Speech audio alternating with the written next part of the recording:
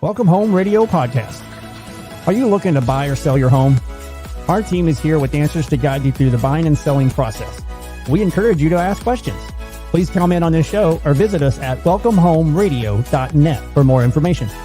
Bringing real estate, lending, and education together in one place, and to help you make the right home decision for you and your family. Here are your hosts, Blair Thomas, Thom Holmes, Alan Pace, and Jeff Duffy.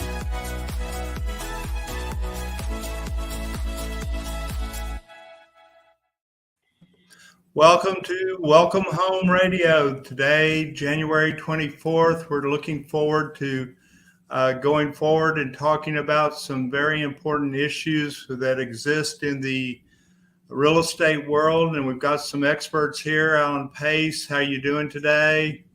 Hi, Tom. Well, good to see you. And Blair, my co-host, he's not going to be able to speak today because we told him not to say anything. But he's not Jeff, good idea, right, Alan? Yes. Good. And Jeff Duffy's unable to join us today, but our guest today is Brandon O'Brien, and he's with Asset Val and has experience with lots of different things as far as histories in the asset business, and I'll have him do a little self-introduction for himself here real quick to tell us a little bit about where he's coming from and what his background looks like, his histories, and what his favorite color is. Thanks, Tom. Yeah, Brandon O'Brien, as Tom said, I'm an appraiser, broker, loan officer. I kind of spend most of my time managing an appraisal management company. I'm also spend time doing my own real estate work, and I enjoy kind of working on homes as well. So, and if we hear the term AMC, we're not talking about the movie theater chain, are we? No, you're talking about the appraisal management company. How did those come about? Tell me a little bit about the history there. The good old days. In the good old days, when I used to order appraisals, we had an appraiser. Actually, I worked in a company with an in-house appraiser. So I would be able to walk down the hall and ask Ronnie, "Hey, Ronnie, what do you think about this value? Do you think we'll be at 175 so I can get rid of mortgage insurance?" Was that a good setup? Flintstones. Yeah.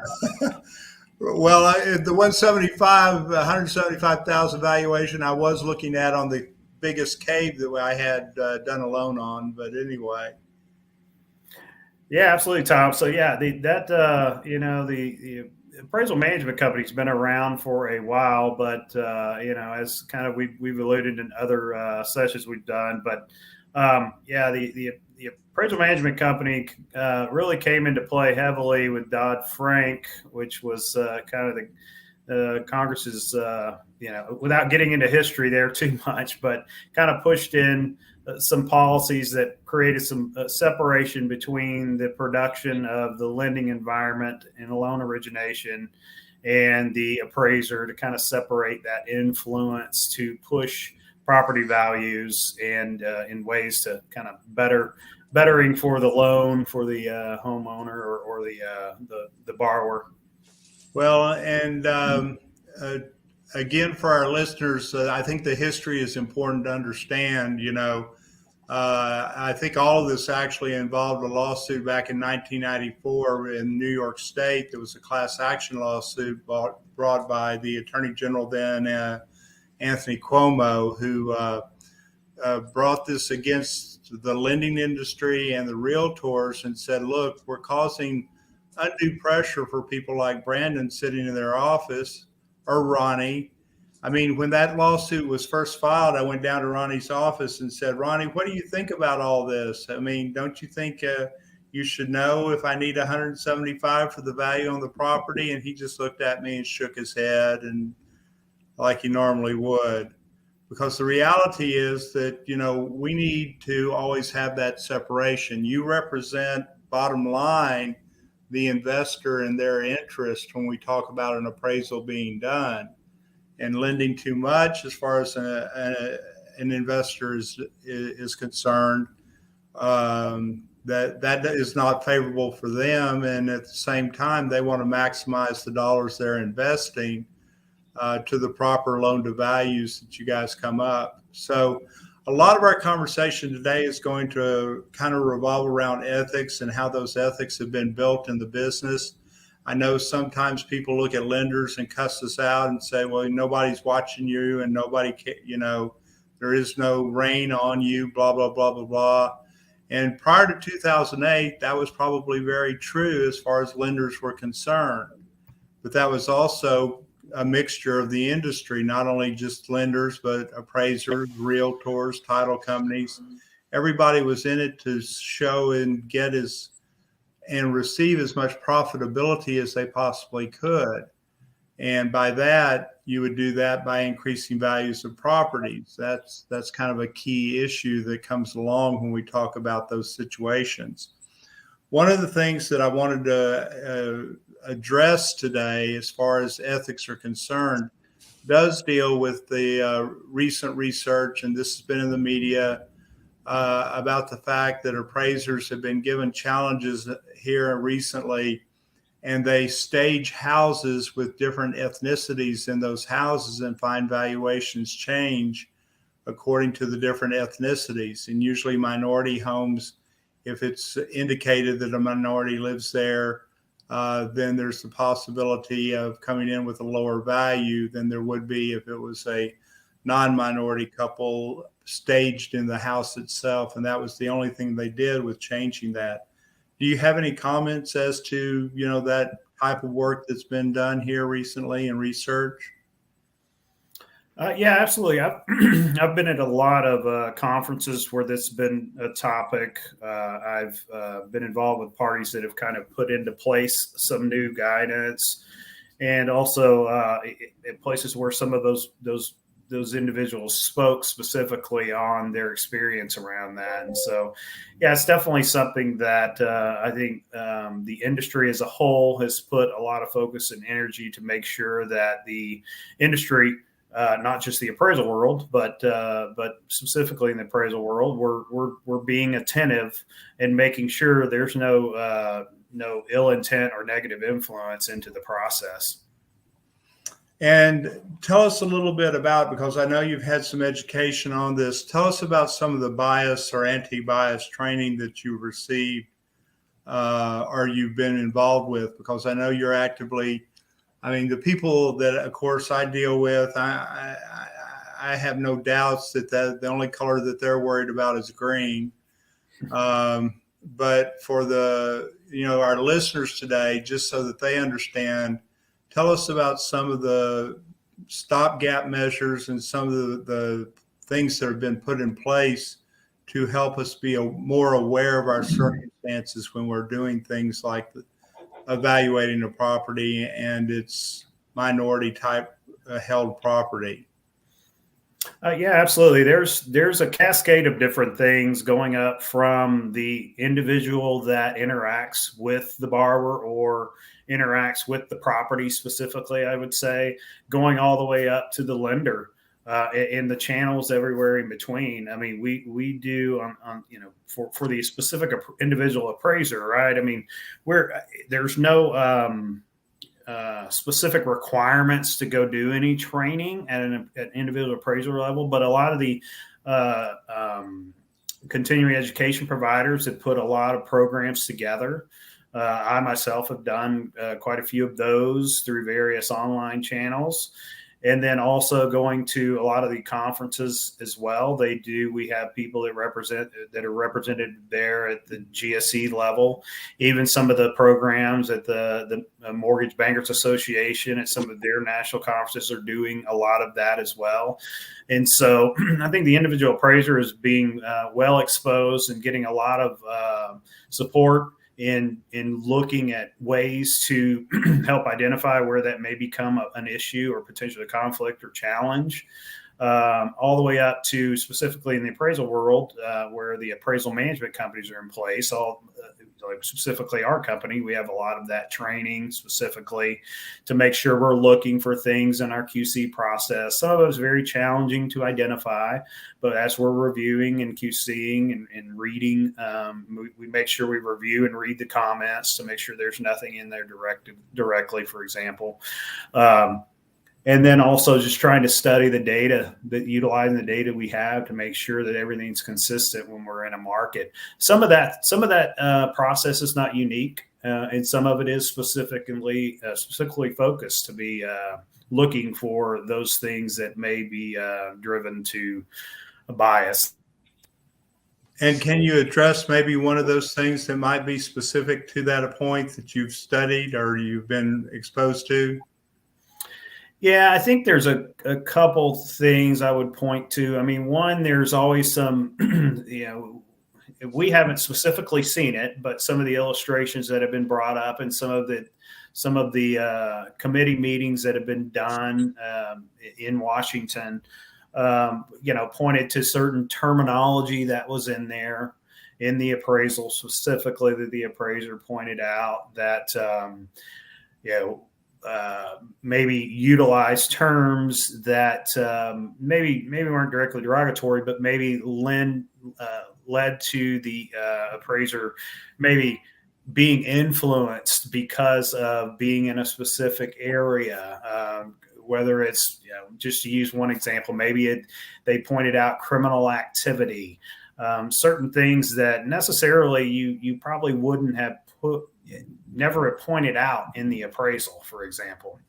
And I don't think, unless there's something directly that's impacting the property, external influence, backing to a grocery store, backing to something that impacts the property. So we look at that, and that's some of the things that I think a lot of people have pointed to is some of the derogatory, or maybe not necessarily derogatory comment, just comments that maybe might allude to the fact that the appraiser leaned maybe on the lower end than maybe he would have if that wasn't a factor in a different neighborhood. One of the things that I was exposed to in one of my conversations regarding this was interesting about religion being a factor in determination of value. And I learned an important lesson from an appraiser about the fact that if you live close to the synagogue in the Jewish religion, that there's a certain distance from the synagogue that is designated as a more sacred area because it allows you to walk to the synagogue on your days of rest. And were you aware of that as far as that goes, that there's actually these areas that are around the synagogue, and thusly those areas when a Jewish person is asking, well, where do I go to buy a house near other Jewish people? You as a realtor, what would you answer that, Alan? How would you answer that? You're a realtor. If I'm a Jewish person and I say I want to live near more Jewish people. Well, I just want to say it's in my 21 years of doing this, it's never happened. But a lot of folks have done their research on their own, and they'll have a general area in mind. And my job is to help them, find their landing spot. And I really, I just respond to what their needs are, and I'm happy to help them, whatever those needs are. Well, and that again is the perfect response as far as what we would do in our business with regards to that, turning it back to the person saying, look, you need to be able to talk with your rabbi about how far the Shabbat area is that you would live in, and that is walking distance, because of course they're not supposed to, Orthodox Jews aren't supposed to be using cars or mechanical vehicles on the day of the Sabbath to get to the synagogue for their services. So again, we get into kind of weird things that are out there that people are not aware of. Brandon, can you think of anything else kind of strange along those lines? I mean, there's so many different variations, just influencing property value, right? I mean, just in that topic alone, right? There is, I mean, you could study and potentially see that there's a higher price or higher overall average values in that proximity. I mean, it's not hard to do. I live in one of these areas that would be kind of unofficially classified in that sense. And there's a demand specifically in our neighborhood. So exactly, you can be close it's hard to potentially quantify that. That's where as an appraiser, you really stick to, finding homes that are in that neighborhood, right? Because if you jump out, you may not be using the best indicators of value. And honestly, I don't know if that's much different than the proximity of walking to the beach or proximity to plenty of things in the value world. Specifically talking about value, I don't know if it's much different in that scenario. Being walkable to a lot of different things definitely increase that value. Now, depending on where it is, but proximity is still a locational factor that drives value.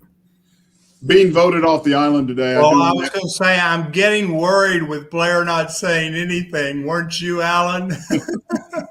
I'm just sitting here loving that he's not frozen in his screen. Brandon, a question I have about proximity. One of the things that I think is undervalued, or at least something in my knowledge base, is what we experienced 3 years ago with the frozen chosen type situation, is that being within a mile of a hospital, fire department, or police station is very important, because those areas don't lose power, period, where you can have rolling brownouts to blackouts in other areas. Do you see evaluation increase due to that little tidbit of location and a value of home? Because I know Alan has seen a few people aware of this situation asking I'm looking for a home within this parameter. So is there a value there, or is that not non-existent? There may be a value there. Quantifying it and giving it a adjustment is probably, I don't know if I've ever been able to extract something out of the data. When we sit up and do an appraisal, we do what's called pair sales analysis, and we kind of grid this stuff out, and we start seeing where certain things drive value. That's not one that I've been able to quantify. And so it's definitely a value. I think we might be in that area as well. And it may, because when everyone was out, our power was still on. And so I'll tell you, it's worth something. I don't know. I don't have to buy a generator. This price up. I mean, I don't have to buy a generator. It's just a knowledge base of comfort of buying a home and being aware that I'm not going to lose power no matter what, since I'm within that parameter by law, and those are priority areas. So we are literally a block away from the fire department, and we used to complain about the siren noise, and never again. Never again, right? I just heard our fire engine go off. That's about a block and a half from me, and I thought, oh, that's music to my ears. I'm thinking I'm going to mark my house up 5% more just because you brought that up. I would. It's going to be on my listing when I sell mine. Absolutely will be there. Historically has not fallen apart during snowmageddons. No reason to buy a generator. I can see an appraiser putting that in their comments. Could happen. If Texas keeps losing electricity during the winter or summer or whatever, I know, it could very well happen. So, go ahead, Blair. I know you have one more question. That's what I wanted to ask was, how is that evaluated? Because that to me is very important, but how do you appraise or put that value equitably in there? I know it's not on the topic of what we're seeing here, and I didn't even know this topic was a concern. I really didn't until you brought it up. It's a shame that our society has gotten to that point that they've evaluated appraisers and probably changed out pictures, changed out things just to see what they would do evaluation differently.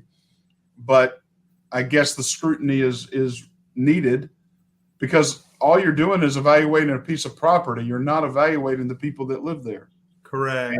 And that's very sad view in my part, just for my grandkids, what they're doing, my kids dealing with in the buying process at all four of them in situations. But I guess it's reality as well.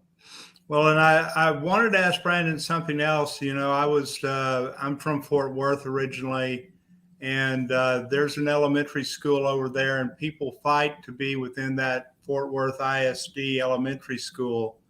Not necessarily does it matter if their kids are middle school age or high school age. They'll send them maybe to private school at that point. Can that influence as far as the value is concerned, just that type of factor where you have a specifically highly rated elementary school that people want to go to? Can that raise a value in that specific school district area where literally you would have one house next to another house and the next house goes to another elementary school than the school that's preferred or loved or liked or whatever? Yeah, absolutely. I mean, that's been a factor as long as I've been appraising, so it's nothing unique. Nothing unique to a lot of other things that drive value as well, locationally.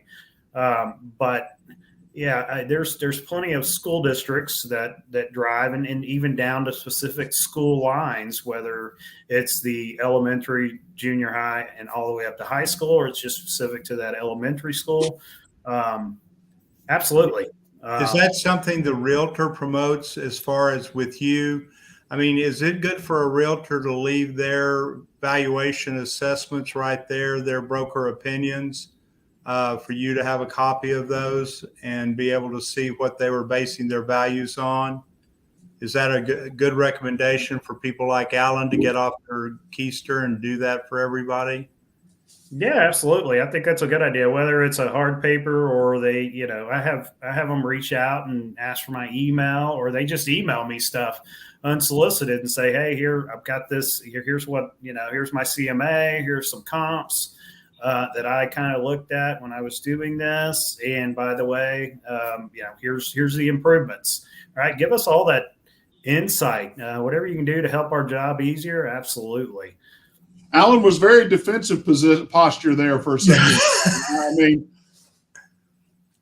oh, he's okay, I'm sure. He leaned in, so he's got a question or I know he's got something he wants to say. No, I thought that was very good advice, Brandon. Thank you. Yeah, do our job for us, Alan. Come on. It's okay. I love it.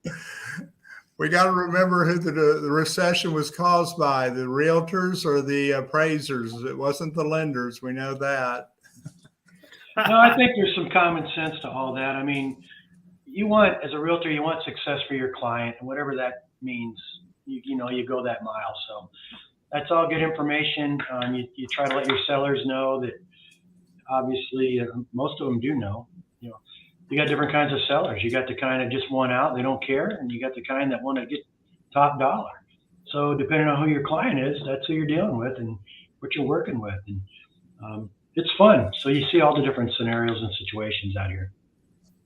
I kind of wanted to change course unless somebody else has some other questions here.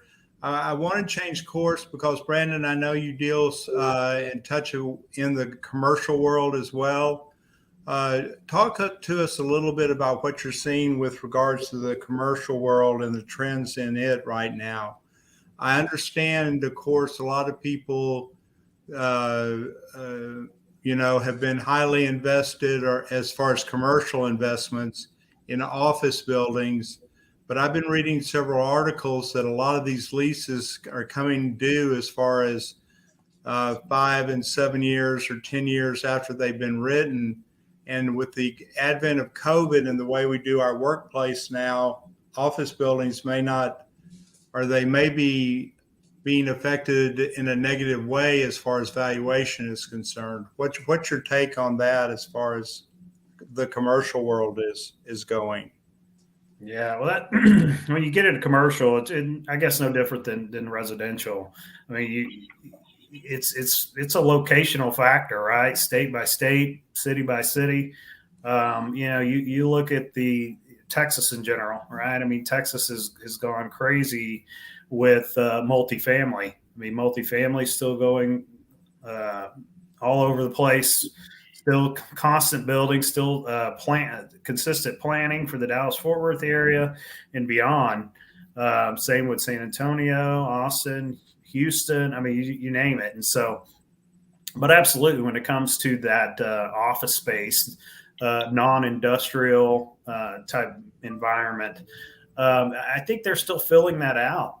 It's hard to say. I talk to a lot of people in industry that are heavily pushing people back. They're giving a minimum 2 days. You have to be in the office, 3 days in the office.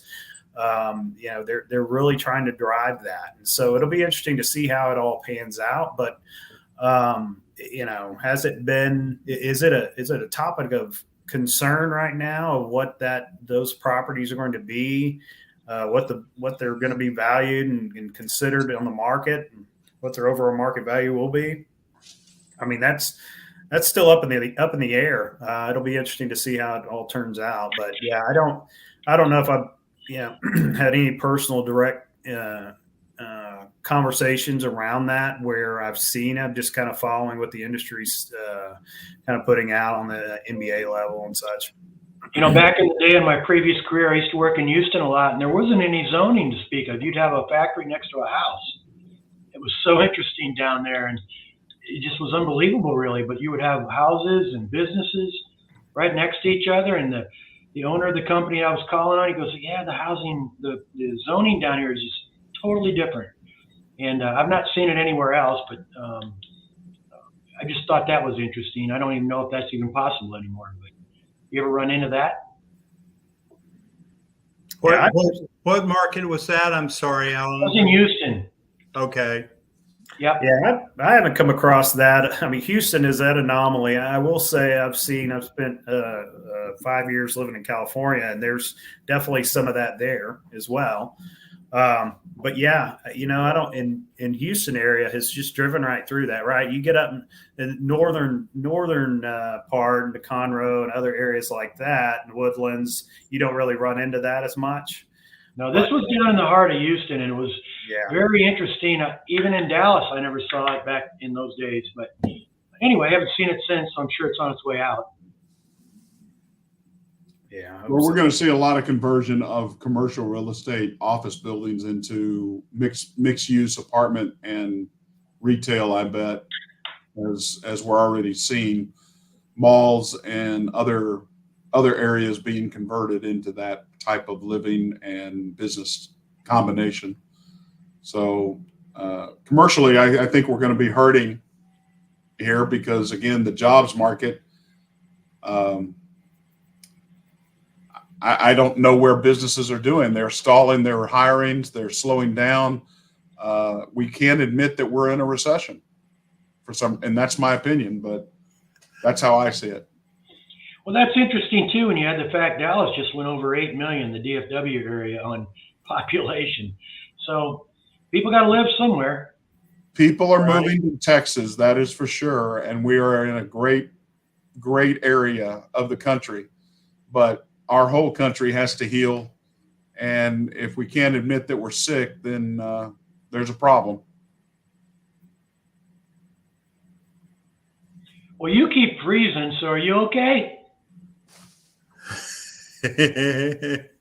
I'm fine.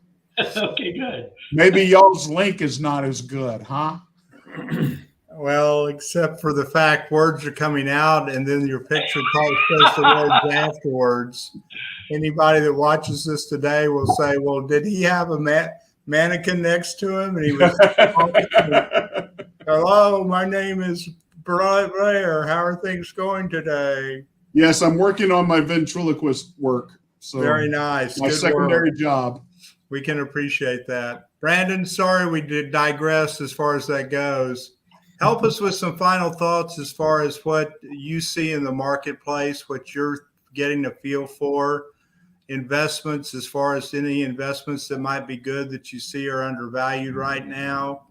Use that valuation experience and tell us use your crystal ball for me, please. Oh man, it's so tough right now. I think there's opportunities out there. I think you've got to, just in the investor world, it's specific to residential, just not as much on the market. So you really have to find them. Always the best deals are off market, but you definitely got to dig in and find those deals that are, in a more unique way. But yeah, I don't know. I think it's hard to tell where the industry is in the investor space is going right now. I think we're definitely in a slow point. We'll see when the spring kicks off to see how investors pick up. But some of the things that I've seen more specifically is trying to find opportunities where you had a single property and it's zoned in a place where you could put a duplex up. That's been a big factor. Okay. City of Dallas is trying to push that. I don't know how that panned out, but I think I'm fine with areas that are zoned for 2 units or 4 units to stay that way. Moving stuff from a single to a multi scenario really should be you should really stop and look at that to see what the preponderance is and what a real need is more than just doing it. I'm seeing more and more veterans right now, since we do a VA construction loan, buying or looking at building quadplexes so that they can have a primary, but they're renting out the other 3. And it seems to be a good business sense for them right now. So opportunity there, as you're saying. That's an interesting program. That's a good program to mention as far as that goes. The construction type programs. Do you get much of that type of specialty type of appraisal, like 203Ks or even reverse mortgage programs? Do you see more of those? I don't know. I mean, I don't know if there's been a spike of 203K as much as anything else. We do at Asset Value, we do work with a few reverse lenders, and so that's been pretty steady. That's also driven on locational markets and property values, right? Because the higher the value, the more that they can get. Yeah, I was going to ask, are you seeing higher valued homes with reverse mortgages, or is it still blue collar kind of 270, 250 range? Which is, I haven't looked at that level, but I'll tell you what I do see. It seems all over the place. I mean, okay, that's what I thought. Yeah, I mean, we see financial advisors actually making this kind of part of their plan nowadays, where they say, well, you can downsize, you can buy another house. But when they buy the next house, they want kind of the same amenities they had before, just less yard and a newer home with less problems.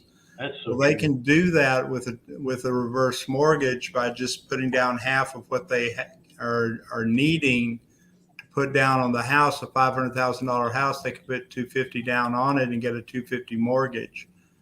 So if they made $400,000 on the sale of their house, they're walking away with an extra $150,000 they're not going to pay taxes on. So in other words, we're seeing it's not a mortgage of last resort anymore. It becomes, in some cases, a mortgage of financial planning for people that need to be able to use that product, because 47% of the people that retire in the United States, their sole source of income at the age of 62, their sole source of income is Social Security.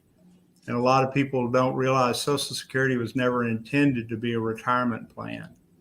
It was supposed to be a subsidy plan for retirement, not a retirement plan itself. But anyway. But companies aren't supporting their pension programs anymore for people when they set up that plan. Yeah. So you have to actively take part of the 401ks your company's offers instead, because they don't offer pension plans. You're right. But the 401k, the beauty of the 401k, of course, if you got like I do, where you have an employer that matches, you're getting 3, 4, 5, 6%. I was talking with my daughter over the break, and her company matches up to 6%. And I said, man, if you're not putting 6% in max there, it out. You are crazy as a loon. Max it out. That's right. When did you get your financial planner's license there, Thom? Well, that's a really good idea. Maybe I should do that next. Well, I agree with you. The Heck for Purchase program that allows, I think it's going to free up a lot of baby boomers once they understand that they can get out of their home, sell it, and do a Heck for Purchase and never have a mortgage payment, but buy an updated home, lower maintenance, refresh it. And that's going to open up the market a little bit more as well. So it is a great financial tool for those that are in the baby boomer age. So, because Texas and I think it's Texas and Utah are the only two states that require 62 or older. Others are 55. And so it can be used in other states at a younger age. Exactly right. Brandon, what we're trying to do is solve the housing shortage problem here. So you started that with your duplex, triplex stuff. So just in case you were wondering which rabbit hole we were going down in this particular case. Sure.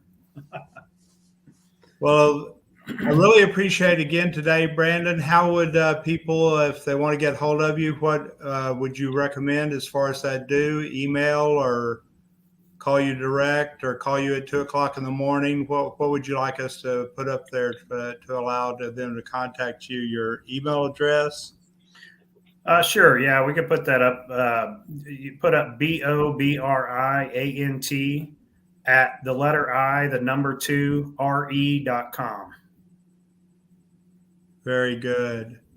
Well, we appreciate you being here today and being with us. Your information's been valuable, and hopefully this has helped some of our listeners come with some other ideas on the marketplace and have a different perspective on the valuation process in particular. I'm Thom Holmes. I'm with Champion School of Real Estate. Love you guys, and have a great, hopefully your first month of your new year is going wonderfully. And I'm Blair Thomas. And I'm Alan Pace. God bless. Welcome Home Radio production provided by Lunatic Digital. Check the listing of this podcast for the links to our sponsors. And don't forget to like, share, and follow us on social media. Visit welcomehomeradio.net for more information.